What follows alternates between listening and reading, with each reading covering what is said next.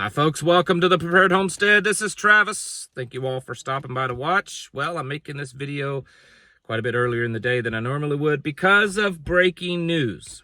If you haven't heard, Iran has launched a retaliatory attack on the United States.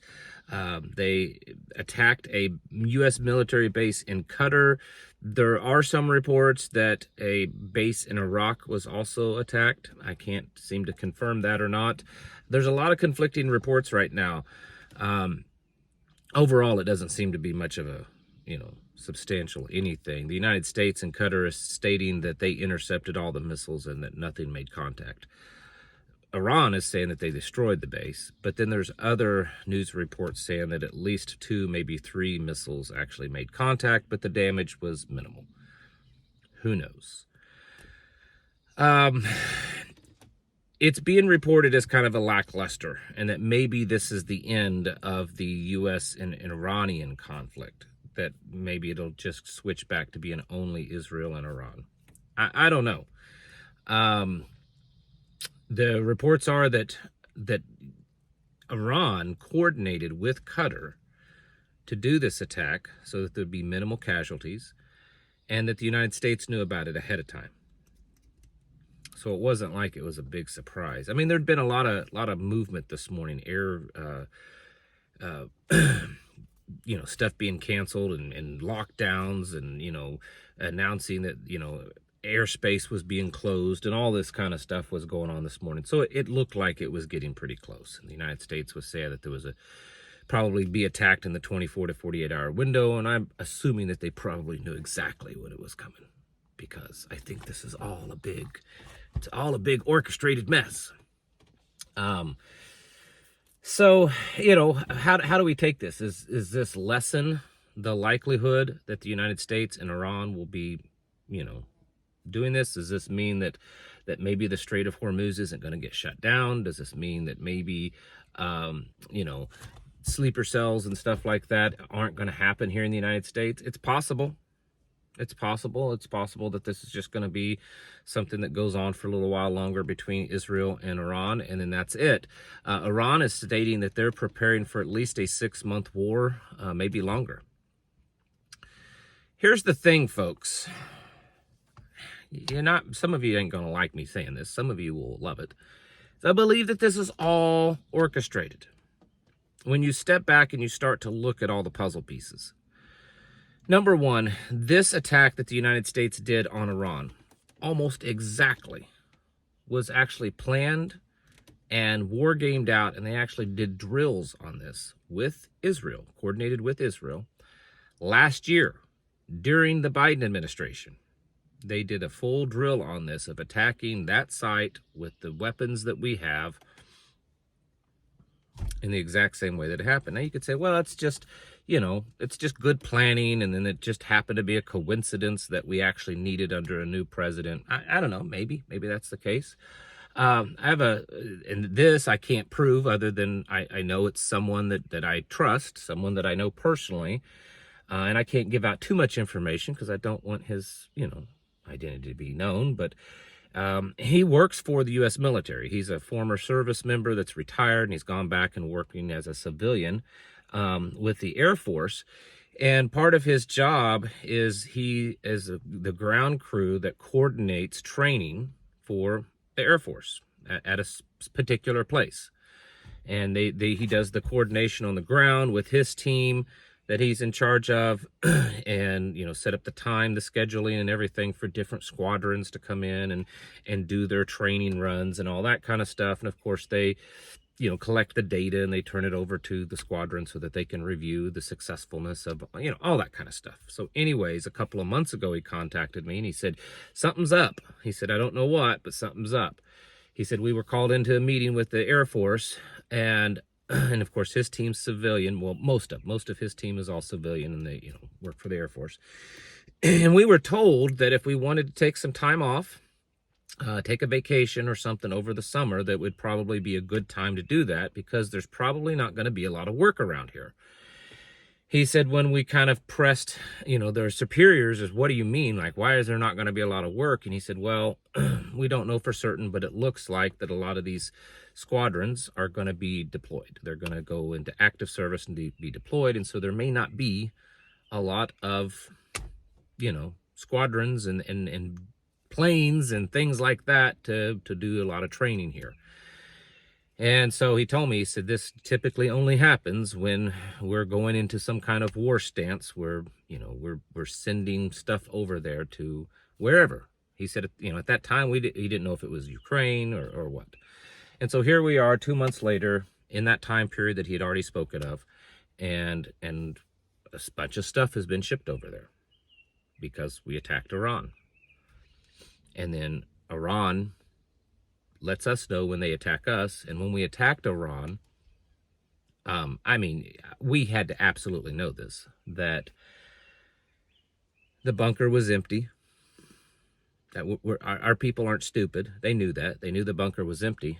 And while this is a kind of fringe theory, there's definitely some theories out there that we purposely, lightly attacked them, didn't blow up that facility, just so that we could say, okay, yes, we did what we said we were going to do. Israel was pushing us, and okay, we went and attacked them, and now Iran, you can attack us back, and okay, now it's done.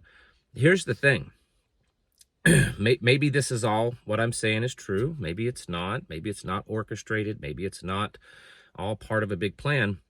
But what's going to happen now? Because all of this started with Israel and the United States saying that Iran can't have nuclear weapons. And so we're going to go over there and we're going to attack sites to keep them from having nuclear weapons.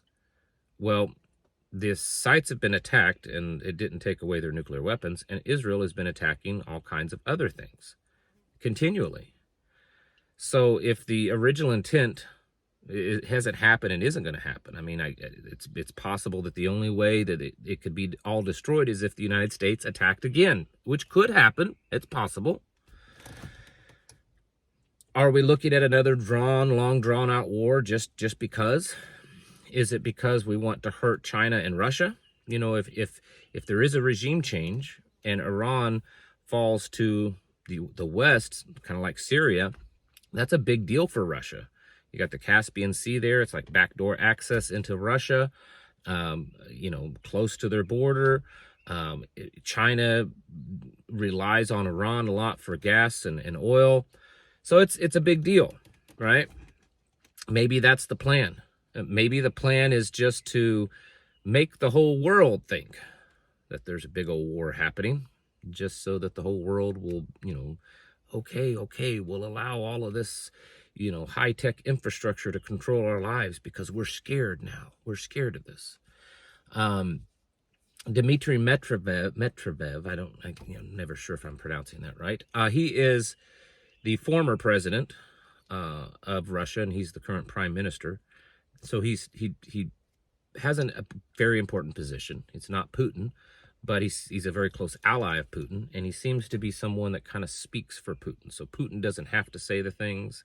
He's kind of like Russia's version of Trump, this guy. Not in position, but in how he talks. He just kind of says things, right? And he said the other day that there are multiple nations lining up willing to give Iran nukes. Just we're not giving you the technology. We're just going to give you nukes. Here you go. There's a launcher and there's nukes. Trump fired back this morning with a thinly veiled threat against Russia. Didn't come right out and say it, but indicated that, hey, you think that our B-2 bombers were great? Guess what? We have submarines with nuclear weapons on them, and those are even better. That's not what he said, but it was, I'm paraphrasing. And everyone is reporting it as it's a thinly veiled threat against Russia. And so there's this back and forth with all of these various parties. And like I've said before, one day they're all buddies and they're trying to work out this trade deal or a peace deal with this third party over here. And then the next day they're enemies and they're ready to blow each other up. And so there's a lot going on.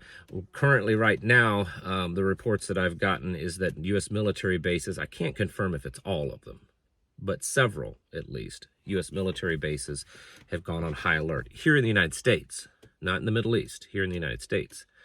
Some of them not necessarily on lockdown, but visitors are no longer allowed for a certain period of time on the base, and so only authorized personnel. So the gates are closed unless you're authorized personnel. And so the threat level seems to have been risen because of that. There's just a lot of stuff going on. I'm seeing a lot of stuff online since Iran did its strike that everyone's like, oh my goodness, it's time to go, hide, right? It's time to go hide and lock ourselves in our bunkers. I don't think that's the case. I mean, I could be wrong, but I don't think that's the case. I think we should be actively, aggressively preparing and readying ourselves. But I think we should also recognize that it's a strong possibility that this is all a big psyop, play, scam, not just on the American people, but really on the whole world. Because it is the development of a one world government.